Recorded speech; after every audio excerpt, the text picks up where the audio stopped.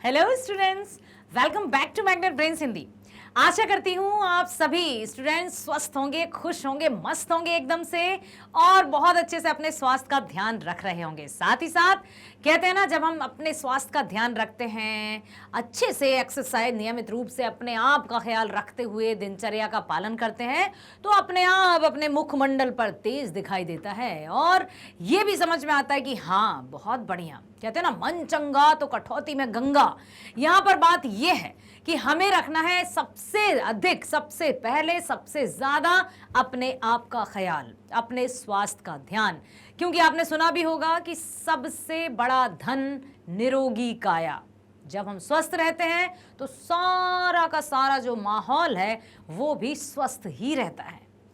बात मैं कर रही हूं यहां पर एक और व्याकरण के नए टॉपिक की। आपको पता है, हमने अपनी व्याकरण स्टार्ट कर दी है और संज्ञा, सर्वनाम, क्रिया, विशेषण, लिंग और ये सब हम पढ़ चुके हैं। लिंग निर्णय, क्रिया विशेषण भी हम पढ़ चुके हैं। अब हम एक नए टॉपिक के साथ आ गए हैं मैग्नेट ब्रेन्स पर। मैग्नेट ब्रेन्स एक ऐसा प्लेटफॉर्म जो कक्षा 7वीं से 12वीं तक की online school education 100% free provide करता है और साथ ही साथ सभी प्रकार की प्रतियोगी परीक्षाओं के वीडियोस भी आपको 100% फ्री प्राप्त होते हैं, जैसे NTSC, olympiad, IIT, JEE, NEET, UPSC, bank, insurance, CAIIB, JAIIB, सभी प्रकार की प्रतियोगी परीक्षाओं के वीडियोस भी आपको यहीं मिलेंगे, वो भी 100%। इसलिए अपने स्कूल एजुकेशन के साथ साथ जो भी आपके फ्रेंड्स हैं जो आगे की कॉम्पिटिटिव एग्जाम्स की प्रिपरेशन कर रहे हों या जो भी प्रीवियस क्लासेस में हो, जैसे 8th 9th क्लास में भी हो, तो उनको भी आप लिंक शेयर कीजिए ताकि वे भी ऑनलाइन फ्री बेस्ट एजुकेशन का लाभ उठा सकें। आइए चलते हैं इस नए टॉपिक की तरफ। बहुत ही मजेदार टॉपिक लेकर आई हूं आज आपके लिए। नाम है अलंकार। और अलंकार का क्या अर्थ होता है? अलंकार का अर्थ होता है आभूषण। जी, शाब्दिक अर्थ होता है। यदि देखा जाए, जैसे आपने कभी मार्केट गए होंगे, बाजार गए होंगे, वहां लिखा रहता ना अलंकार ज्वेलर्स, देखा है कभी? तो यहां पर बात हो रही है अलंकार की। अब अलंकार किसे कहते हैं तो सबसे पहले हम इसके अर्थ को समझ लेते हैं। अलंकार का शाब्दिक अर्थ होता है आभूषण। आभूषण किसे कहते हैं? गहने। गहने कुछ भी हो सकते हैं, हाथ में पहनने के। ऐसा नहीं कि सिर्फ स्त्रियां ही गहने धारण करती हैं, पुरुष भी इस दौड़ में पीछे नहीं है। बहुत सारे ऐसे ऑर्नामेंट्स हैं, चाहे आप चश्मे को ले लीजिए, सुंदर सुंदर वॉचेस को ले लीजिए, घड़ियों को ले लीजिए, सब कुछ वो उसी में आ जाते हैं, आभूषण में। तो अलंकार का शाब्दिक अर्थ होता है आभूषण। जैसे आभूषण, आभूषण को और क्या कहते हैं बताओ? गहने। Very nice. जिस प्रकार से आभूषण पहनने वाले की सुंदरता बढ़ाते हैं, चाहे वो कोई भी हो, चाहे स्त्री हो या पुरुष हो, जिस प्रकार से आभूषण पहनने वाले की सुंदरता में वृद्धि करते हैं, उसी प्रकार से अलंकार काव्यों की शोभा बढ़ाते हैं। काव्यों की मीन्स कविताओं की। कविताओं की मीन्स जो भी काव्यांश होते हैं, पद्यांश होते हैं, उनकी सुंदरता बढ़ाने का काम यही तो करते हैं। ये आभूषण है काव्यों के। तो जब भी आप कहो कि भाई आपसे कोई पूछे कि बताओ तुमने देखा क्या वीडियो, आप कहोगे हाँ, क्या होता है अलंकार, तो कह देना कि जिस तरह से आभूषण या गहने पहनने से व्यक्ति की सुंदरता में वृद्धि होती है, उसी प्रकार से अलंकारों के प्रयोग से काव्यों में सुंदरता आती है या काव्यों में चमत्कार उत्पन्न होता है। काव्य लिखना है, ना कि वाक्य, इतना ध्यान रखना। तो इस वीडियो में हम देखेंगे सुंदरता के साथ अलंकारों को, जानेंगे कि अलंकार कितने होते हैं, किस प्रकार से हम किसी भी कविता से अलंकारों को आइडेंटिफाई कर सकते हैं, क्योंकि परीक्षाओं में तो पूछे जाएंगे, परीक्षाओं में तरह तरह के प्रश्न आएंगे, तो हमें हर तरह से अलंकारों को सुनना होगा, समझना होगा और बहुत अच्छे से फिर परीक्षाओं में लिखेंगे। सो आ जाइए मेरे साथ। अब सुनिए, वही है जो मैंने अभी बोला है। वैसे तो अलंकार कई प्रकार के होते हैं, लेकिन हम आपको मुख्य रूप से जो प्रमुख अलंकार होते हैं उनके बारे में बताएंगे, जैसे शब्द अलंकार, अर्थ अलंकार। ठीक है, काव्य की शोभा बढ़ाने के लिए जिन शब्द या तत्वों का इस्तेमाल किया जाता है उन्हें अलंकार कहते हैं। और एक और बात हम बताएं आपको कि जैसे दो अलंकार शब्दों के यदि तोड़ा जाए, जैसे अलन धनकार, अलन का अर्थ होता है भूषण, कार का अर्थ होता है सुसज्जित करने वाला, मतलब आभूषणों को पहनने वाला। हम अपने आप को सुंदर रखने के लिए बहुत सी चीजों का इस्तेमाल करते हैं ना। हाँ, जैसे स्कूल जाते हैं तो हम अपनी यूनिफॉर्म पहनते हैं, टाई वाई लगाते हैं, अच्छे से बिल्कुल हेयर स्टाइल के साथ निकल जाते हैं। वहीं कहीं यदि हम शादी पार्टी में जाते हैं तो हम दूसरी वेशभूषा धारण करते हैं और अच्छे से जाते हैं। तो इसी तरह से हर एक कविता, हर एक, चाहे वो दोहे हों, चौपाई हों, छंद हों, कुछ भी हो, सभी काव्यों में अलंकार तो रहते ही हैं। जैसे देखो, किसी गहने, साफ सुथरे कपड़े, चश्मा, बेल्ट, टोपी, ये सब आते हैं अलंकार के अंतर्गत। ये सब आभूषण के अंतर्गत आते हैं। हम अपने आप को सुंदर दिखाने की कोशिश करते हैं। इसी तरह से अलंकार काव्य को साफ सुथरा और अच्छा दिखाने की कोशिश करते हैं, जिसे हम अलंकार कहते हैं। और अलंकार दूसरे शब्दों और तत्वों की मदद से काव्य के सुंदरता को बढ़ाते हैं। क्लियर हुआ? Very good. अब देखो, हम यहां पर मुख्य रूप से दो अलंकारों की बात करेंगे।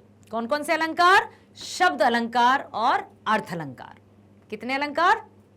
दो अलंकार। और दो अलंकार में कौन कौन से अलंकार हैं? एक है शब्द अलंकार, दूसरा है अर्थ अलंकार। अब शब्द अलंकार किसे कहते हैं? सुनो, जिन काव्यों में, बस काव्य याद रखना, आप वाक्य मत लिख देना, इतना ध्यान रखना, काव्य काव्य की सुंदरता बढ़ाते हैं, वाक्य नहीं लिखना, क्योंकि वाक्य तो होते हैं गद्यांशों में, वाक्य नहीं काव्य। ठीक है? तो शब्द अलंकार किसे कहेंगे?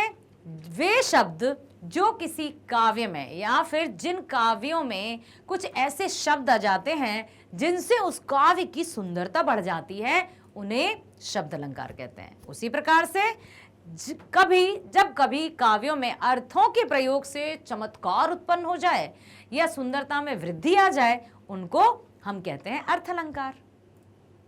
क्लियर हुआ इतना? शब्द अलंकार किसे कहेंगे? जिन काव्यों में शब्दों के प्रयोग से चमत्कार उत्पन्न हो या काव्य में सुंदरता आ जाए, उनको शब्द अलंकार। और जिन काव्यों में अर्थों के प्रयोग से सुंदरता में वृद्धि हो या चमत्कार उत्पन्न हो, वहां अर्थ अलंकार। लेकिन काव्यों में इतना ध्यान रखना, वाक्य कदापि भूल कर भी मत लिख देना, क्योंकि वाक्य होते हैं गद्य में, काव्य में पंक्तियां होती हैं। सुनो, यहां पर जो अलंकार शब्द के माध्यम से शब्दों पर आधारित होते हैं, उनको शब्द अलंकार कहा जाता है। सीधे तौर पर इसकी परिभाषा आपको शायद ना आए, लेकिन फिर भी मैं बता देती हूं कि ऐसे देखो, आप जल्दी जल्दी सुनोगे ना कि किस प्रकार से शब्द आएंगे, कौन से शब्द से होगी सुंदरता में वृद्धि, कैसे पता चलेगा, ये सब हम देखेंगे। तो कैसे पता चलेगा? सुनो, जैसे जब हम उदाहरण के माध्यम से देखेंगे तो शब्द अलंकार के होते हैं 3 भेद। कितने भेद? 3 भेद। पहला है अनुप्रास अलंकार, दूसरा है यमक अलंकार, तीसरा है श्लेष अलंकार। अब अनुप्रास, यमक और श्लेष, इनमें अंतर क्या है और इनको शब्द अलंकार के अंतर्गत क्यों रखा गया है, वो हम जानेंगे। ठीक है? तो अब चलते हैं हम कि आखिर अनुप्रास अलंकार क्या है। आइए देखते हैं। चलते हैं पहले अलंकार पर। ठीक है? अब मैं आपसे एक प्रश्न पूछूंगी, क्या आप बता सकते हैं भाषा की सबसे छोटी इकाई किसे कहते हैं? भाषा तो पढ़ रहे हैं ना, भाषा चाहे आपकी हिंदी हो, बिहारी हो, गुजराती हो, संस्कृत हो, जो भी हो, तो भाषा की सबसे छोटी इकाई, यूनिट, इकाई मीन्स यूनिट, किसे कहते हैं? पता है किसी को? वर्ण। Very good. वर्ण मीन्स अक्षर। ठीक है? वर्ण मीन्स अक्षर। जैसे अंग्रेजी में लेटर कहते हैं, जैसे अ आ इ ई क ख ग। ठीक? वर्ण मीन्स अक्षर। तो भाषा की सबसे छोटी इकाई वर्ण कहलाती है। और अब चलते हैं हम शब्द अलंकार के पहले अलंकार की ओर। तो भाषा की सबसे प्रारंभिक छोटी इकाई है वर्ण, और अलंकारों में शब्द अलंकार का सबसे पहला भेद है अनुप्रास अलंकार। अच्छे से सुनना, ध्यान। भाषा की सबसे छोटी इकाई वर्ण, सबसे छोटा मतलब सबसे स्टार्टिंग का जो अलंकार है वो अनुप्रास किससे स्टार्ट हुआ? छोटा अ, अनुप्रास। तो इस अनुप्रास अलंकार में क्या होगा? किसके कारण सुंदरता आएगी? ये आएगी कि जिन काव्यों में वर्ण की आवृत्ति, आवृत्ति मीन्स रिपीटेशन, बार बार आना, ठीक है, कि जिन काव्यों में एक ही समान वर्ड अक्षर की, नॉट शब्द की, एक ही वर्ण की आवृत्ति से सुंदरता में वृद्धि हो या सुंदरता आए, वहां होता है अनुप्रास अलंकार। ठीक है, क्या होता है? जिन, और हां, बार बार आप वाक्य मत लिख देना, काव्य लिखना है। काव्य, काव्य मीन्स कविता है। वाक्य होते हैं गद्यों में और काव्य मीन्स कविताएं। ठीक है, तो जिन काव्यों में एक ही वर्ण की आवृत्ति से सुंदरता आए वहां अनुप्रास होता है। जैसे मान लीजिए रघुपति राघव राजा राम, ठीक, रघुपति राघव राजा राम। तो यहां पर रा के आवृत्ति से सुंदर लग रहा है, गाने योग्य भी बन गया। कैसे? आपने सुना होगा ना, रघुपति राघव राजा राम पतित पावन सीताराम, ईश्वर अल्लाह तेरो नाम, सबको सन्मति दे भगवान। गांधी जी का गीत है ना, गांधी जी का मंत्र महान, हिंदू मुस्लिम एक समान, रघुपति राघव राजा राम पतित पावन सीताराम। तो यहां पर रा क्या है? वर्ण है। रा क्या है? अक्षर है। ठीक है, तो अक्षर के रिपीटेशन से ही काव्य में सुंदरता आई है, इसलिए यहां पर अनुप्रास। तो अनुप्रास अलंकार किसे कहते हैं बताओ? जिन काव्यों में वर्ण या अक्षर की रिपीटेशन से या एक ही अक्षर बार बार रिपीट हो। आवृत्ति मीन्स रिपीट, आवृत्ति कहते हैं हिंदी में रिपीट को, अंग्रेजी में मत लिख देना वहां पर। आवृत्ति, आवृत्ति शब्द याद करो, सुनो 1 सेकेंड। आवृत्ति, ठीक है, आवृत्ति, आवृत्ति का अर्थ होता है रिपीटेशन। ठीक, आवृत्ति को अंग्रेजी में क्या कहते हैं? जैसे हम नहीं, बार बार रिपीट होता है, रिपीट। ठीक, तो यहां पर यही बताया है। क्लियर हुआ? तो यहां पर यही बताया है। चलो अब चलते हैं आगे। अब आते हैं कि अनुप्रास जिस काव्य में एक ही वर्ण की बार बार आवृत्ति हो। वर्ण आप समझ गए, लेटर या अक्षर। जिस काव्य में एक ही वर्ण की बार बार आवृत्ति हो उसे अनुप्रास अलंकार कहते हैं।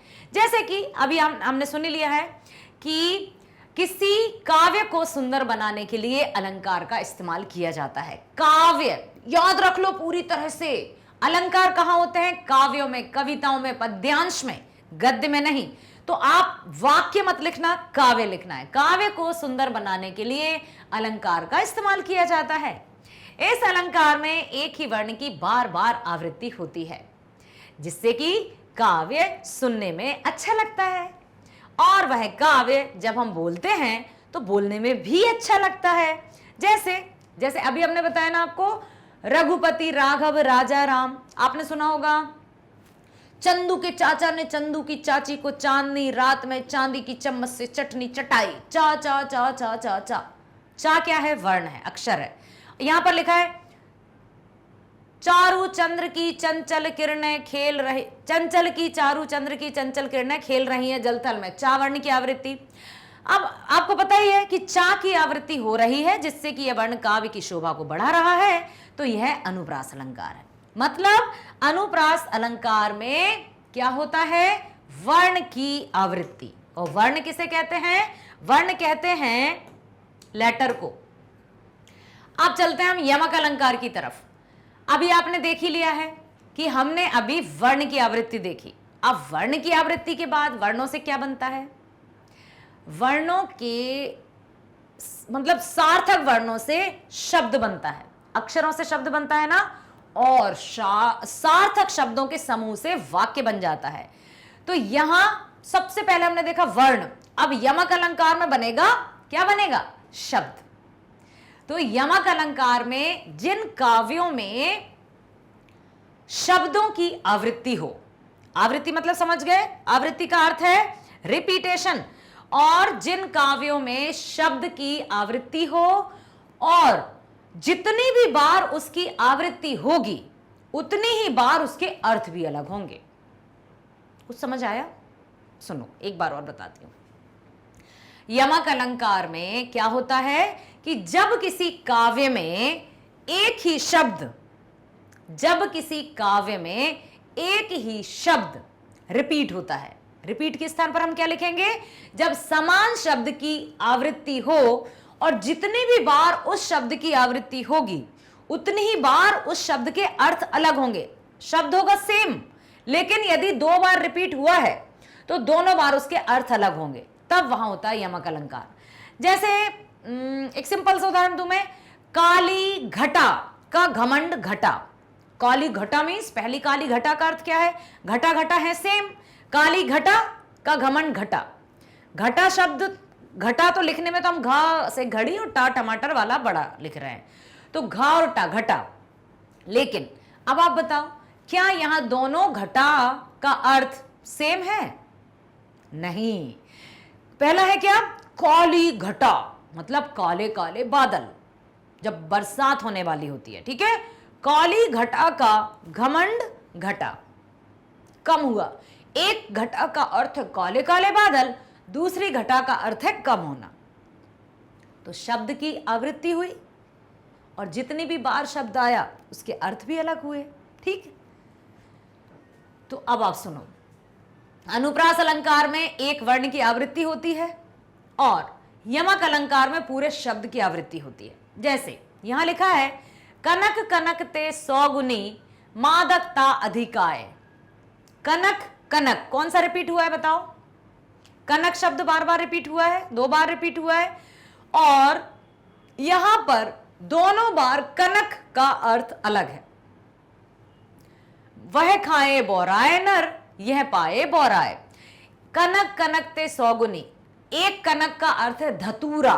धतूरा जानते हो, जो शंकर जी को चढ़ाए जाते हैं, देखा होगा ना, एक ऐसा लगा रहता है धतूरा, बड़ा ऐसा नशीला सा रहता है वो। मतलब एक लिखा है, कनक कनक ते 100 गुनी मादकता अधिकाय, वह खाए बोराए नर। यदि किसी ने भूल से धतूरा खा लिया तो वो बोरा जाता है पागल सा हो जाता है।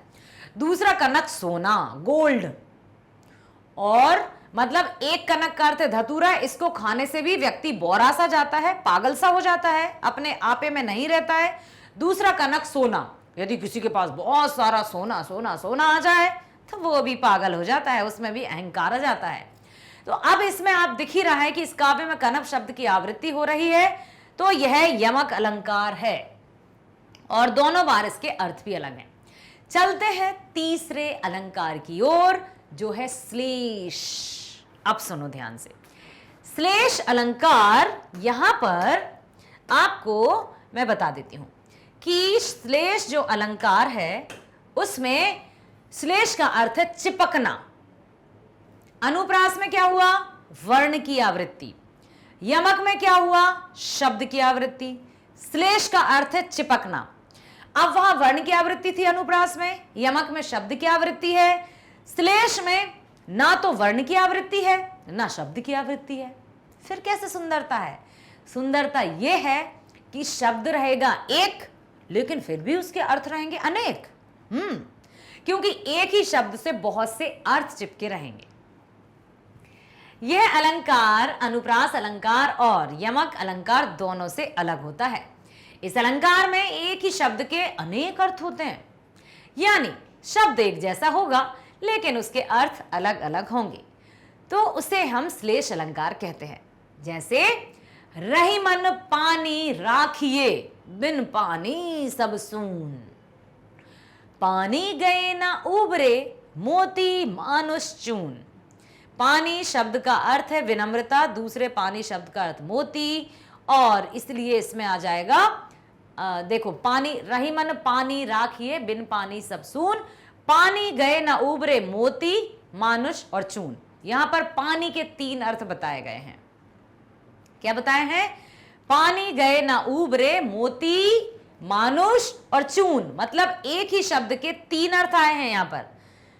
एक पानी शब्द का अर्थ है विनम्रता, दूसरे पानी शब्द का अर्थ है मोती, इसलिए यहां पर श्लेष अलंकार है। शब्द अलंकार क्लियर, ठीक है, सुनाई दिया आपको?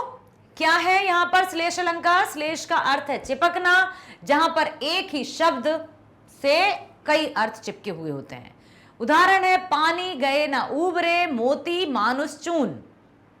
मोती भी पानी रहता है, मानुष भी पानी में ही, पानी के बिना उसका कोई अस्तित्व नहीं। चून अर्थात आटा या चूना, वो भी पानी से है। तो एक पानी का अर्थ है विनम्रता और दूसरे पानी का मोती। अब चलते हैं हम अर्थ अलंकार की ओर। ये हो गया हमारा शब्द अलंकार, ठीक है। अब हम चलेंगे अर्थ अलंकार की ओर, जहां पर हम देखेंगे कि सबसे पहले हमें देखना है कि अभी पहले एक बार और बताओ मुझे, शब्द अलंकार में कितने भेद होते हैं? 3। वेरी गुड, बहुत बढ़िया, वेल डन वेल डन। शब्द अलंकार में 3 भेद होते हैं। कौन कौन से? नाम और बता दो। अनुप्रास, और यमक, वेरी नाइस। श्लेष। अनुप्रास में होती है वर्ण की आवृत्ति, ठीक है। यमक में होती है शब्द की आवृत्ति रिपीटेशन, और शब्द की आवृत्ति के साथ ही जितनी भी बार वो शब्द आएगा उतनी बार उसके अर्थ भी अलग होंगे। और तीसरा है श्लेष अलंकार। श्लेष अलंकार का अर्थ होता है, श्लेष का अर्थ है चिपका हुआ, अर्थात शब्द एक ही होगा लेकिन उसके अर्थ अलग होंगे। अब हम चल रहे हैं अर्थ अलंकार की ओर, और अर्थ अलंकार के होते हैं 5 भेद। सुनो मेरी बात, घबराना नहीं, ये मत सोचना कि ओहो 5 भेद, अभी तो 6 भेद थे। अभी हम बहुत अच्छे से रिवाइज भी करेंगे, डोंट वरी, बिल्कुल किसी तरह की चिंता नहीं करना है, ठीक है। बस आप सुनो, ध्यान से सुनो। अर्थ अलंकार के 5 भेद होते हैं। कौन कौन से? मैं बता देती हूँ ट्रिक से आपको। जैसे, अच्छा आप बताओ, जैसे हम कहते हैं ना स्वस्थ शरीर में ही स्वस्थ मस्तिष्क का वास होता है, तो स्वस्थ शरीर कब रहेगा? जब हम अच्छे से खाएंगे पिएंगे, एक बैलेंस डाइट लेंगे, स्वास्थ्य का ध्यान रखेंगे। तो जब हम अच्छा खाएंगे पिएंगे तभी हम स्वस्थ नजर आएंगे कि नहीं? यस, ठीक है। तो अर्थ अलंकार में क्या आप मुझे बताइए, नाश्ते में आप क्या क्या खाते हो? नाश्ता जैसे कभी पराठे बना लिए, कभी पोहे बना लिए, कभी हलवा बना लिया, कभी उपमा बना लिया। उपमा खाया है? जो सूजी का बनता है ना उपमा। अब कोई भी अच्छी, जैसे बहुत सारे वेजिटेबल्स उसमें डालकर, मटर, ये सारे गाजर वाजर सब कुछ डालकर उपमा जब खाओ तो मज़ा आ जाता है। उपमे में बहुत मज़ा आता है। अब जो हमारा, अब सोच रहे हैं मैडम खाने की बात कहाँ से आ गई, मैं बताती हूँ क्यों आई। तो उपमा खाने की चीज़ है, हमने खा लिया, पेट भर के खा लिया, मज़ा आ गया। और जब हमारा पेट भरा रहेगा, अच्छे से हम स्वास्थ्य ध्यान रख पाएंगे, खाएंगे पिएंगे तो मतलब उपमा खाया, ध्यान रखना, उपमा खाया, फिर क्या हुआ? खाने से रूप निखर आया। उपमा खाया, रूप निखर आया। पहला अलंकार उपमा अलंकार, दूसरा अलंकार रूपक अलंकार। उपमा खाया, रूप निखर आया। तीसरा है उत्प्रेक्षा अलंकार। कौन सा अलंकार? उत्प्रेक्षा। उत्प्रेक्षा का अर्थ होता है ज्यों त्यों, मानो, कल्पना करना। और कल्पना कब होगी? जब स्वस्थ मस्तिष्क रहेगा।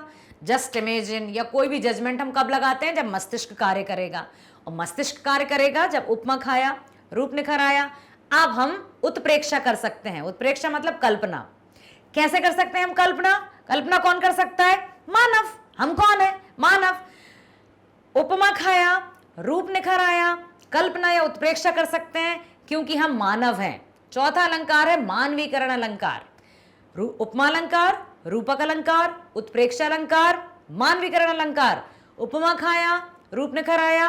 अब हम उत्प्रेक्षा कर सकते हैं, कल्पना कर सकते हैं, क्योंकि हम मानव है, मानवीकरण अलंकार। और पांचवा है अतिशयोक्ति। अतिशयोक्ति, अतिशयोक्ति कहते ना, अति हो गई भाई, हद हो गई।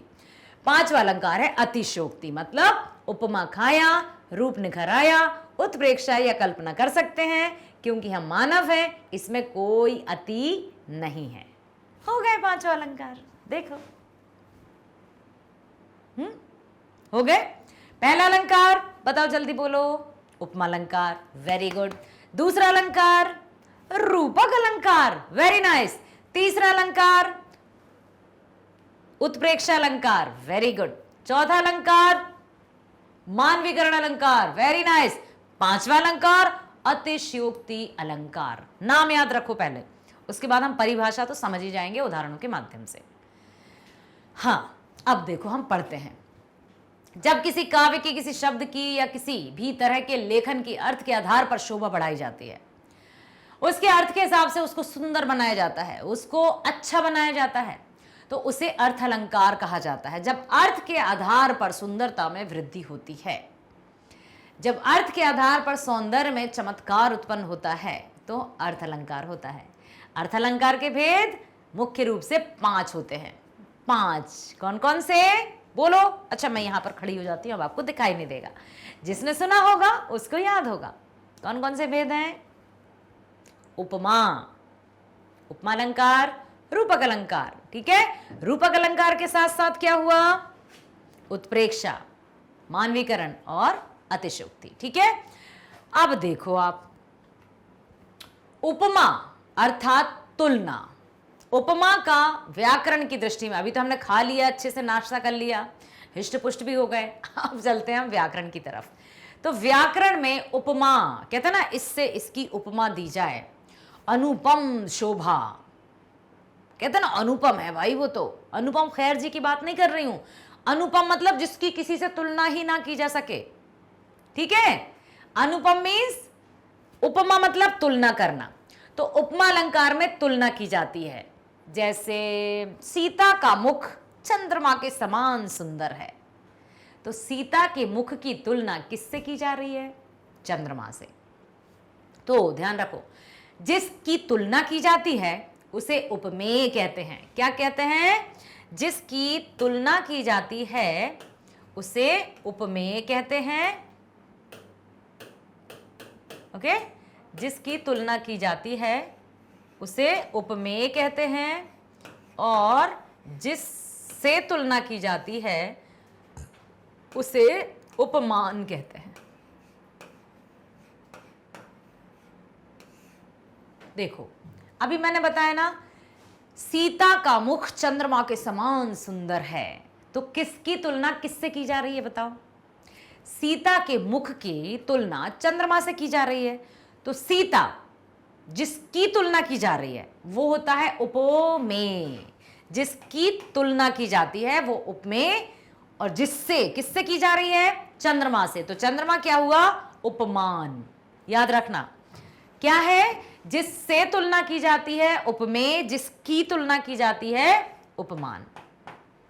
ओके, जब किसी चीज की दूसरी किसी विशेष चीज के साथ तुलना की जाती है तो उपमा अलंकार हो जाता है। जैसे पीपर पात सरस मंडोला, हरिपद कोमल कमल। इस वाक्य में हरि के पैरों के कमल के फूल से तुलना की गई है। हरि के पैरों को इतना कोमल बताया है कि वह कमल के फूल के समान कोमल हैं, इसलिए यहां पर उपमा अलंकार है। तो जहां तुलना की जाती है वहां उपमा अलंकार होता है। अब चलते हैं रूपक। रूपक अलंकार में उपमान और उपमेय। उपमेय क्या है? जिसकी तुलना की जा रही है। उपमान क्या है? जिससे तुलना की जा रही है। क्लियर? तो यहां पर रूपक अलंकार में उपमेय और उपमान इतने सिमिलर होते हैं, इतने समान होते हैं कि उनको आइडेंटिफाई करना मुश्किल होता है कि कौन उपमान है कौन उपमेय है, मतलब किसकी तुलना की जा रही है किससे की जा रही है, कंफ्यूज्ड। अत्यधिक गुणों की अत्यधिक समानता के कारण उपमान और उपमेय को एक ही मान लिया जाता है, वहां होता है रूपक अलंकार। जैसे सभी जो नाटक वगैरह किए जाते हैं, स्किट है ना, नाटक, मान लो कोई नाटक करना है हमें स्वतंत्रता सेनानियों का, कोई सुभाष चंद्र बोस बन गए, तो कोई भगत सिंह बन गए, कोई झांसी की रानी बन गई, ठीक है। तो अब जो भी कैरेक्टर, जो भी हम रोल प्ले कर रहे हैं, उसमें हम बार बार थोड़ी ये कहते हैं कि मैं झांसी की रानी हूं और इसलिए ये बोल रही हूं। हम खुद झांसी की रानी बन जाते हैं, हम खुद उस प्ले में या उस रोल में चले जाते हैं। तो रूपक अलंकार मतलब किसी की किसी से तुलना ना की जाए, बस उसका रूप धारण कर लिया जाए। किसी चीज के गुण या उसके रूप की समानता दूसरी चीज के गुण या उसकी चीज के रूप से की जाती है। इसमें दो वस्तुओं के एक दूसरे का रूप दे दिया जाता है, मतलब उपमान और उपमेय को अलग नहीं माना जाता है। जैसे पायो जी मैंने, सुना है ये? चलो सुना देती हूं। मीराबाई का पद है, पायो जी मैंने राम रतन धन पायो, पायो जी मैंने राम रतन धन पायो, वस्तु अमोलिक दी मेरे सद्गुरु, वस्तु अमोलिक दी मेरे सद्गुरु, कृपा कर अपनायो, पायो जी मैंने राम रतन धन पायो। अब देखो यहां पर राम रतन या प्रेम रतन जो भी आ जाए, तो उसमें राम को रत्न मान लिया है, राम के समान रत्न पाया, या प्रेम को रत्न, रत्न अनमोल।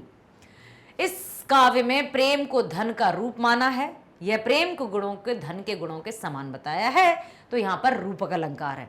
यहां पर ऐसा नहीं लिखा है कि प्रेम के जैसा रत्न पाया, रत्न के जैसा प्रेम पाया, जैसा वैसा कुछ नहीं लिखा है। बस सीधा सीधा डायरेक्टली कह दिया है कि राम रतन धन पायो या प्रेम रतन धन पायो। ठीक, अब चलते हैं तीसरे अलंकार की ओर, जो है उत्प्रेक्षा। उत्प्रेक्षा मतलब कल्पना, संभावना। जैसे हम गणित में नहीं कहते हैं कि लेट एक्स ऐसा, ये हो गया, एक्स वाई जेड वैल्यू मान लेते हैं। तो यहाँ उत्प्रेक्षा अलंकार में भी माना जाता है। और इन शब्दों के लिए उत्प्रेक्षा अलंकार की पहचान कैसे करेंगे? ज्यों त्यों, ज्यों मानो, मनहूं, जानो, जनहूं, मानो हवा के शोर से सोता हुआ सागर जगा, या फिर पाहुन ज्यों आए हो गांव में शहर के। ज्यों मतलब ऐसा लगता है जैसा ऐसे हुआ, ऐसा लग रहा है मानो वैसा हुआ, मानो मान लेते हैं, जस्ट सोच लेते हैं, लेट एक्स, ठीक है। तो यहां पर उत्प्रेक्षा अलंकार में उपमेय उपमान की होने की कल्पना की जाती है। जैसे सिर फट गया उसका वही मानो अरुण रंग का घड़ा। मानो आ गया ना शब्द, अभी मैंने कहा ना, मानो, मनहूं, जानो, जनहूं, ज्यों त्यों। सिर फट गया उसका वही मानो अरुण रंग का घड़ा। अरुण मतलब लाल, ऐसा उसका सिर फटा कि ऐसा लगा कि एक घड़ा लाल रंग से भरा हो। तो मुख मानो चंद्रमा है। इस अलंकार में यह प्रतीत होता है किसी भी चीज को दूसरे चीज के समान मान लिया है।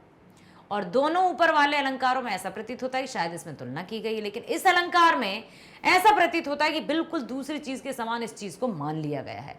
मानो, मनहूं, जानो, जनहूं। अब हम चलते हैं अतिशोक्ति अलंकार की तरफ। अतिशयोक्ति, हद, लोक सीमा से जिसकी बढ़ चढ़कर बात की जाती है, मतलब लोक सीमा से बढ़ चढ़कर जो बात की जाती है वो होता है अतिशयोक्ति अलंकार। जैसे ओके, एक उदाहरण है, हनुमान की पूंछ में लगन न पाई आग।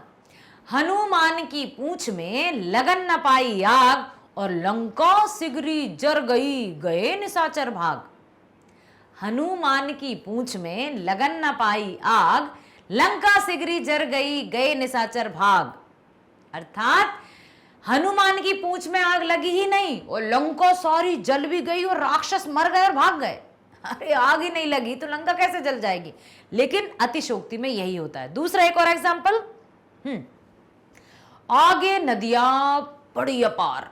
नदी में बाढ़ आई हुई है मान लो, आगे नदियां पड़ी अपार, घोड़ा कैसे उतरे पार। अब नदियां में बाढ़ आई है तो घोड़ा कैसे जाएगा? महाराणा प्रताप और घोड़े की बात की जा रही है, ठीक है। आगे नदियां पड़ी अपार, घोड़ा कैसे उतरे पार। राणा ने सोचा इस पार, जब तक चेतक था उस पार। लो जी, महाराणा प्रताप जी सोच ही रहे हैं कि अरे नदियां तो भयंकर भरी है, कैसे पार किया जाए। और महाराणा सोच ही रहे थे और चेतक उस पार भी चला गया। How can it possible? तो लोक सीमा से बढ़ चढ़कर जहां बात की जाती है वहां अतिशयोक्ति अलंकार होता है। देखो, जब किसी वक्त हमें जो किसी पद में किसी नामुमकिन बात को बढ़ा चढ़ाकर बात किया जाए, मतलब नामुमकिन असंभव सी बात को ही संभव मान लिया जाता है, तो उसको अतिशयोक्ति अलंकार कहते हैं। जैसे एक और यहां लिखा है, लहरें व्योम चुनती उठती देख लो साकेत नगरी है यही, स्वर्ग से मिलने गगन में आ रही। ये कैसे हो सकता है? हाँ, लहरें व्योम को चूमती, जो समुद्र की लहरें वो व्योम आकाश को चूम रही हैं, उठती देख लो साकेत नगरी यही। ऐसा कैसे हो सकता है कि समुद्र की लहरें आकाश को छू लें? स्वर्ग से मिलने गगन में जा रही, स्वर्ग से मिलने गगन में जा रही है, ऐसा कैसे हो सकता है? तो इस उदाहरण में आप देख ही पा रहे हैं कि लहरें व्योम उठती चूमती, ऐसा कभी नहीं हो सकता कि लहरें इतनी ऊंची उठ जाएं कि आसमान को छू लें। यह बिल्कुल नामुमकिन बात है, लेकिन इसको बहुत बढ़ा चढ़ाकर लिखा गया है, तो यह अतिशयोक्ति अलंकार में आएगा। क्लियर? अतिशयोक्ति अलंकार में क्या होता है? जो बढ़ा चढ़ाकर बात की जाती ना, कुछ लोग नहीं कहते हाँ भाई फेक लपेट रहे हैं हम आप लोगों की भाषा में कहा जाए, हाँ हाँ बता भाई बता, लपेट रहे हम।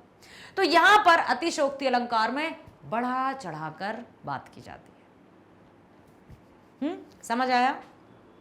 उपमा में तुलना, रूपक में गुणों की अत्यधिक समानता के कारण उपमान और उपमेय को एक समान लिया। उत्प्रेक्षा में संभावना कल्पना की, जिसमें मानो मनहू जानो जनहू का प्रयोग हुआ। अतिशयोक्ति में लोक सीमा से बढ़ चढ़कर, मतलब नामुमकिन सी बात को मान लिया जाता है। मानवीकरण, सुनो अब यहां पर अच्छे से सुन लेना पहले मेरी बात, फिर हम उसको देखेंगे। जिन काव्यों में जिन बातों का प्रयोग मानव के लिए किया जाता है ना, उन्हीं बातों का प्रयोग मानव के अलावा यदि कहीं भी किया जाए, कविताओं में काव्यों में, तो वहां मानवीकरण अलंकार होता है। जैसे पगड़ी, पगड़ी कौन लगाते हैं? मनुष्य। कमर, कमर मनुष्य के लिए यूज किया जाता है, ठीक है। रोना हंसना ये सब मनुष्य के लिए आता है, लेकिन मनुष्य के अलावा यदि इन बातों का या इन क्रियाओं का प्रयोग प्रकृति पर कहीं भी किया जाए, पेड़ पौधे वन नदियां कहीं भी किया जाए, तो वहां पर मानवीकरण अलंकार हो जाता है। जैसे एक कविता की पंक्तियां हैं, बताना इसमें किसका वर्णन है। देह की पतली कमर की है लचीली, किसका वर्णन होगा बताओ? देह की पतली कमर की है लचीली। ऐसा लग रहा है किसी स्त्री का वर्णन हो रहा हो, लेकिन स्त्री का नहीं है यहां पर वर्णन, यहां तो अलसी की फसल का वर्णन हो रहा है। अलसी जानते हो ना? हाँ, अलसी, अलसी की एकदम जो पौधा रहता है वो बहुत पतला रहता है, तो कवि ने उसको क्या कहा है? देह की पतली कमर की है लचीली, हवा में हिलती हिलती रहती ना, तो उसको कह दिया। तो यहां पर उन सभी बातों का या उन सभी क्रियाओं का जो मनुष्य के लिए उपयोग में लाई जाती हैं, मनुष्य के अलावा यदि कविताओं में कहीं भी प्रयोग में लाई जा रही हैं, तो वहां मानवीकरण अलंकार होगा।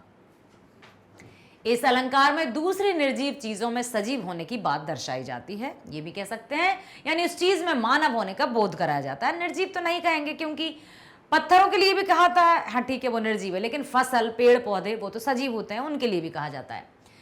दिवस अवसान का समय मेघमय आसमान से उतर रही है, वह संध्या सुंदरी परी सी धीरे धीरे, फूल हंसे कलियां मुस्काई। अब फूल हंसे कलियां मुस्काई, कौन हंसते हैं? मनुष्य हंसते हैं, लेकिन फूलों को हंसने की बात की जा रही है। कलियां मुस्काई, कौन मुस्काता है? मनुष्य मुस्काता है, लेकिन कलियों को मुस्काने की बात की गई है। तो आप पता ही है कि फूल के हंसने की बात की गई है, कलियों के मुस्कुराने की बात की गई है।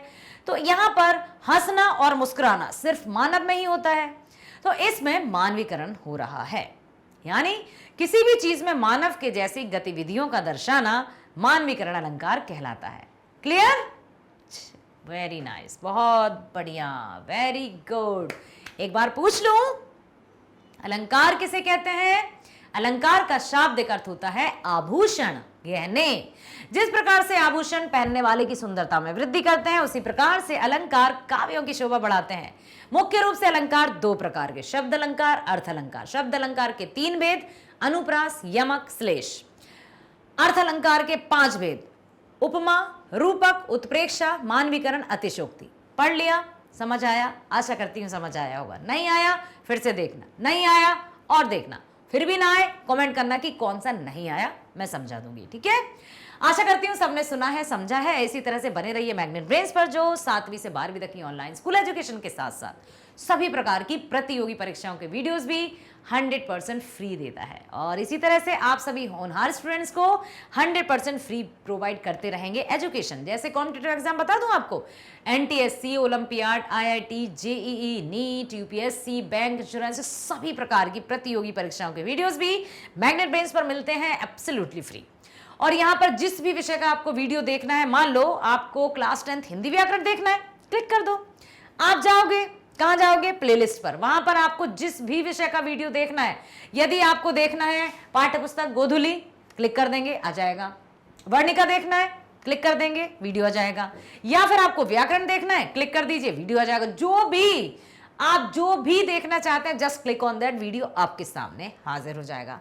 मान लो व्याकरण देखा, व्याकरण का वीडियो आ गया, विषय वस्तु या सिलेबस ओवरव्यू, जिसमें आप बहुत अच्छे से सभी पॉइंट्स का डिस्क्रिप्शन, उनका इंट्रोडक्शन देख सकते हो। तो अच्छे से ध्यानपूर्वक देखोगे तो सब समझ में आएगा और वीडियो पसंद भी जरूर आएगा। यस, आई प्रॉमिस कि वीडियो समझने के साथ साथ पसंद भी आएगा। सो प्लीज लाइक कीजिए, सब्सक्राइब कीजिए, अधिक से अधिक शेयर कीजिए। आपका और हमारा रिश्ता यूं ही मजबूती के साथ बना रहे, इसी आशा के साथ स्वस्थ रहिए, खुश रहिए। Bye bye, thank you so much.